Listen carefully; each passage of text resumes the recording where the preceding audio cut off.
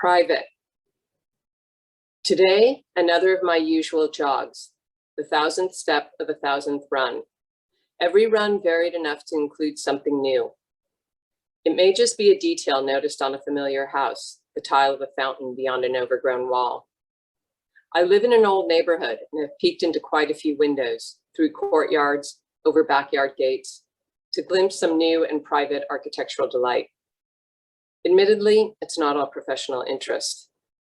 I find myself struggling through shrubbery to those large picture windows fronting the living room. There may be an amazing paneled ceiling or bachelor fireplace. On top of the mantle, photos of family, keepsakes, and children's debris on the piano. I wonder about the illusory protection this thin pane of glass provides, separating these private lives from the outside world. After my peeking, I run on. This continuous scanning frees my mind. It is the one time of day I am empty, unguarded, and anonymous, in an oversized hat and ratty t-shirt. Sometimes I think of my children.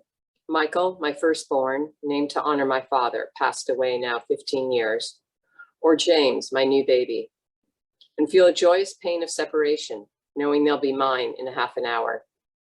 Sometimes I rechew all my mistakes at work, my failings, my anxieties, and shake them from my head as the steps continue. Today, the tree trimmers are out. They've uncovered a beautiful stained glass window.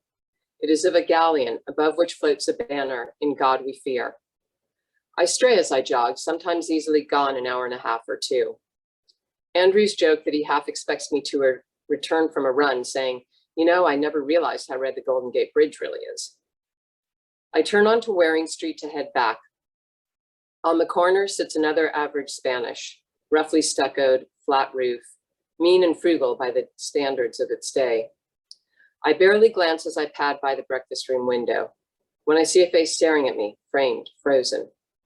The window offers no veil of privacy, nor does the sitter require it, staring expectantly at me. I keep running. It is the face of my father. My feet carry me forward, disconnected from any volition. No further meanderings or pretty buildings fog this impression. I ran straight home and told no one. It just couldn't be.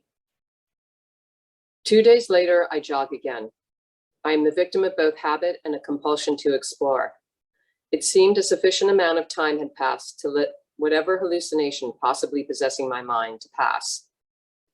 One thing I inherited from my father was a clear-headedness, maybe a stubbornness favoring the rational. But I also couldn't escape his European superstitions, so I traced my path in reverse. No one appears at the breakfast room window, but as I turn the corner, I see his back to me, standing there, watering the lawn in an undershirt. He turns. "I want to see my grandson."